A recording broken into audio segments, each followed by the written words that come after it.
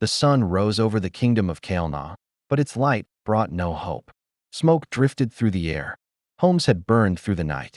The drums of celebration were silent, replaced by the sound of chains dragging across the earth. At the center of the royal courtyard stood King Obazawadi. His clothes were torn. His hands were bound with iron. Around him lay fallen warriors, men who had fought with spears and shields against thunderous guns. Beyond the hills, foreign ships waited at the coast. The slavers had arrived. They came with fire, steel, and lies disguised as peace. Kingdoms before Kael'na had fallen, some through betrayal, others through fear. Kael'na chose resistance. For weeks, the king's army fought. Brave men charged bullets with bare courage. Women carried food and water to the front lines. Elders prayed to the ancestors day and night. But courage could not stop gunpowder forever. When the gates finally fell, the invaders did not kill the king. They made him an offer. Their commander stood before him, calm, confident, already certain of victory. "Live," the man said, "and rule under our protection. Give us your people, and you will keep your crown." The courtyard held its breath. The elders trembled. Mothers clutched their children. Everyone waited. King Zawadi raised his head. "I was crowned to protect my people," he said quietly, "not to sell them." The commander scoffed. "Refuse, and you will cross the ocean in chains." The king looked around, at the wounded, the frightened, the broken walls of his kingdom.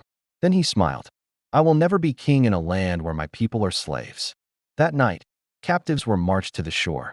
Men, women, and children were chained together, forced to face the endless black ocean. The ships creaked, hungry for bodies.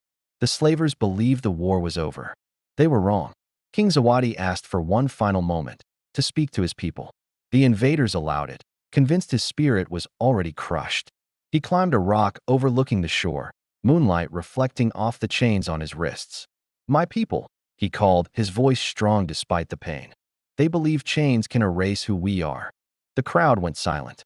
"They believe that survival is obedience," he continued. "That life without dignity is better than death with honor." He shook his head. "If I live as their king, I teach our children to kneel. If I board their ships, I teach them that slavery is acceptable."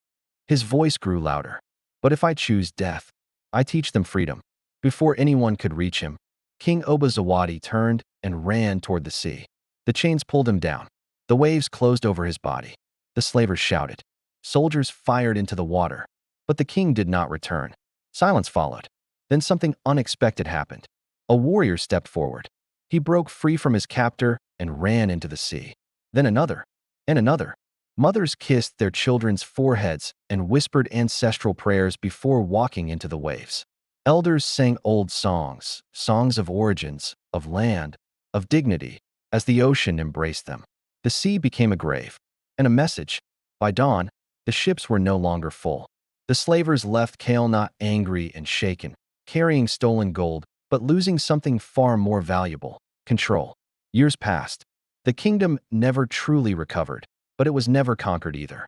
Fishermen claimed that on quiet nights, drums echoed from beneath the water.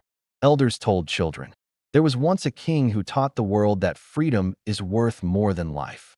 King Obazawadi never wore chains on foreign soil. He did not die a slave. He became a legend, a warning, and a reminder that Africa's spirit has never bowed.